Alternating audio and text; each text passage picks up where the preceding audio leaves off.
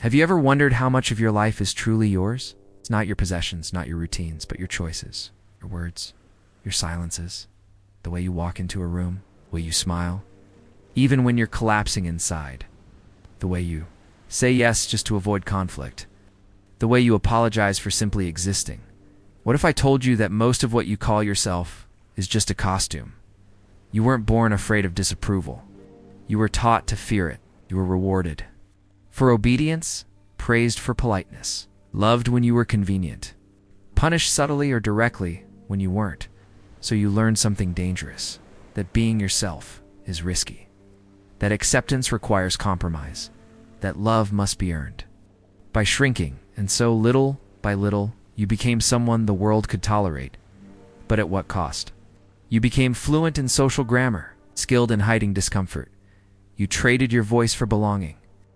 And now you wonder why you feel so hollow, even when everyone says they admire you. This is not weakness. This is programming. Raised to survive, not to be whole. Carl Jung once said, "The privilege of a lifetime is to become who you truly are." But that privilege is not handed to you. It must be claimed, often at the cost of everything. You've built on false ground. Here's the uncomfortable truth. You are wearing a mask, and worse, you've worn it for so long. You've begun to believe it's your face. That's not life. It's performance. A quiet tragedy that plays out every day, in offices, in families, in friendships. People smiling, agreeing, pleasing, but inside, silently dying for the right to be real. And unless something changes, this is your future. You've spent years building it. The version of yourself that gets approval, the version that fits, that behaves, that doesn't make anyone uncomfortable. That version is your persona. Jung called it the social mask we wear, the carefully constructed identity we offer to the world to avoid rejection. Without it, we couldn't function in society. But here's the danger. When the mask becomes the self, you don't just play a role, you become the role. And over time, the real you, the raw, messy, powerful you gets buried beneath layers of compromise. You laugh at jokes you don't find funny. You stay silent in rooms where your truth could burn the walls down. You nod in agreement with ideas you secretly despise. Why? Because somewhere deep inside, you believe that being accepted is more important than being honest. But acceptance based on a performance is not acceptance. It's manipulation of yourself by yourself, and the price is brutal. The more you try to please, the less you please yourself. The more you adapt to expectations, the more you estrange your own soul. You become a stranger in your own life. Your desires start to fade. Your boundaries blur.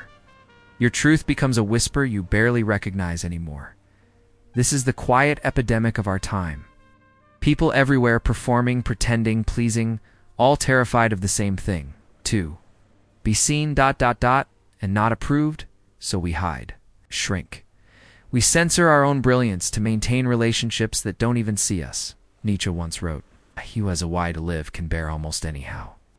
But what happens when your why is built on the need for applause? You become fragile, exhausted, dependent, not on love, not on meaning, but on validation that evaporates the moment you stop conforming, and deep down, you know this.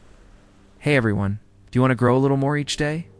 Subscribe to the channel and learn how to develop your mind, habits, and attitude to become the best version of yourself. Let's get into the video. You know how much of your life is acting? You're tired? So the question is, what are you going to do about it? There's a reason you're afraid to be seen. It's not just the fear of judgment. It's the fear that someone might look at you and say, "I see who you really are." And that you, in that moment, would be exposed, unmasked, vulnerable. But here's the twist.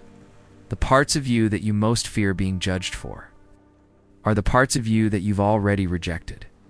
You've turned away from your own anger.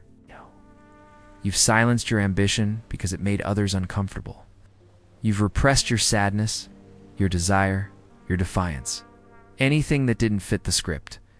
And where did all of it go?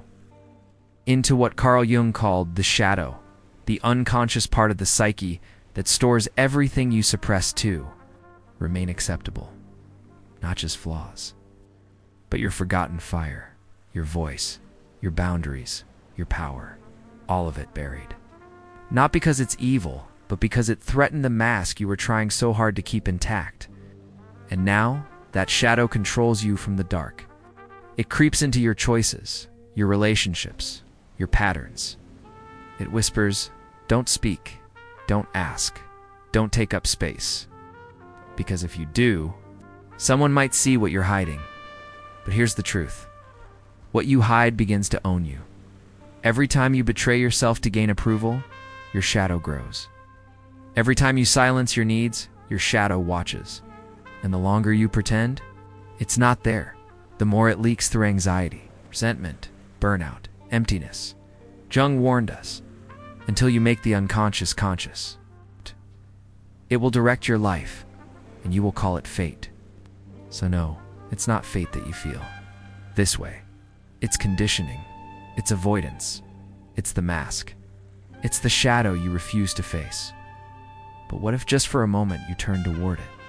What if you stopped running from your depth and let yourself see? All of it?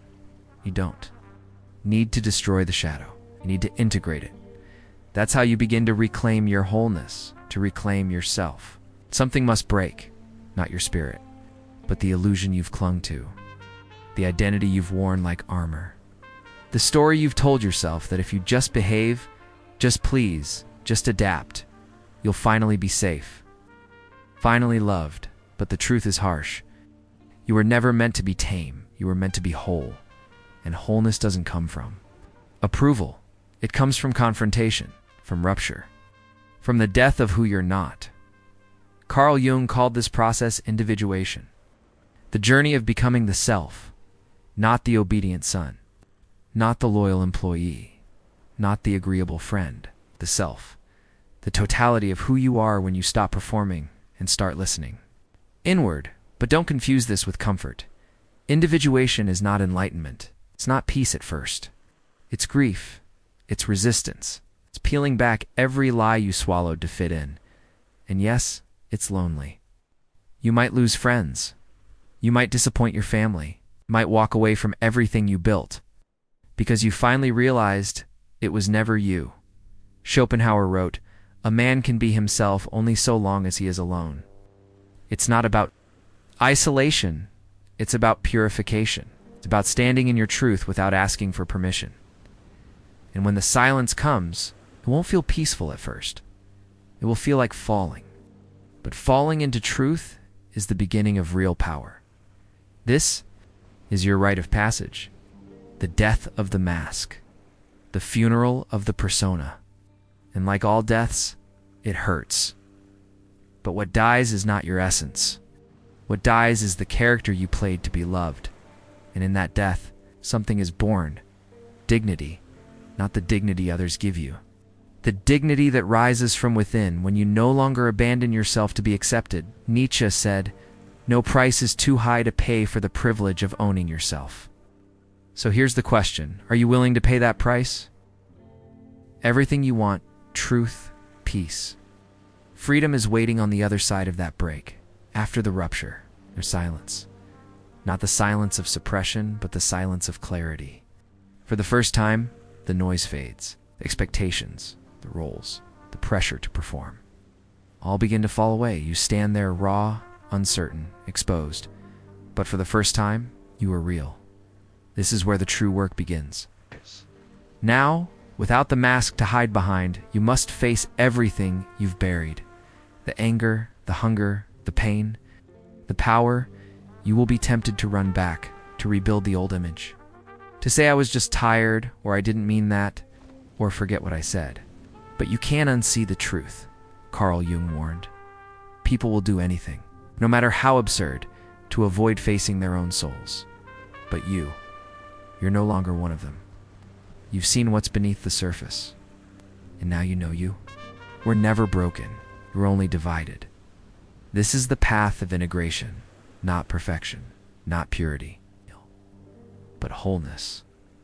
You begin to welcome the shadow, not as an enemy, but as a missing part of your being. You stop trying to be good and you start becoming honest. You learn to sit with your own rage and not be consumed by it. To name your needs and not feel ashamed of them. To disappoint others and not collapse under the weight of their expectations, and slowly, something shifts. You no longer need applause to feel worthy. You no longer fear rejection like a death sentence. You stop chasing approval because you've approved yourself. The war inside you begins to quiet. You realize the person you were pretending to be was never loved. Only your mask was. But now, finally, the one who breathes beneath that mask is alive. And this person doesn't need to be liked. They need to be free. You will still feel fear. You will still hear the echo of old patterns. But they will no longer own you, because once you've touched your wholeness, you never go back. Now comes the moment you can no longer avoid. Not tomorrow. Not next week. Now, you've seen too much to pretend again. You've felt the cost of the mask, the fatigue of the performance. It's the silent erosion of your own truth. So the question stands clear, cold, unavoidable. Do you want to be accepted? Or do you want to be free? Because the two rarely walk together. Acceptance demands that you keep your edges soft, your tone agreeable, your essence trimmed to fit a mold. Freedom demands that you let those edges sharpen, even if they cut ties. That your voice rise, even if it shakes. That your truth be spoken, even if no one claps. Freedom isn't given. It's taken one uncomfortable decision at a time.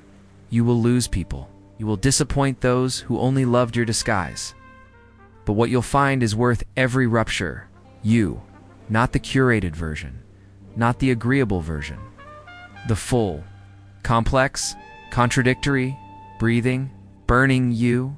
Jung taught us that only the paradox comes anywhere near to comprehending the fullness of life. You are that paradox. Light and shadow. Chaos and clarity. Tenderness and rage. And until you honor the totality of who you are, you will remain a prisoner, not of others, but of your own denial. The world will keep seducing you to return to the role, to behave, to please, to smile. But you now have something stronger than applause. You have self-possession. You felt the gravity of your own being. You've walked through fire and realized it was yours. Not punishment, but purification. And now, the silence that once terrified you, it's become your sanctuary. The solitude that once felt like exile, it's become the place where your soul speaks. So choose, with eyes open, with heart steady, stay in the safety of approval. Or step into the dangerous, sacred wilderness of truth. You cannot have both. But if you choose truth, you may be lonely at first. You may be misunderstood. But you will no longer be lost, because from now on, you will belong to yourself. Asterisk. If this video helped you in any way, leave a like and share it with someone who needs to hear this too. Don't forget to subscribe to the channel so we can keep growing together. See you in the next video. Stay strong on your journey.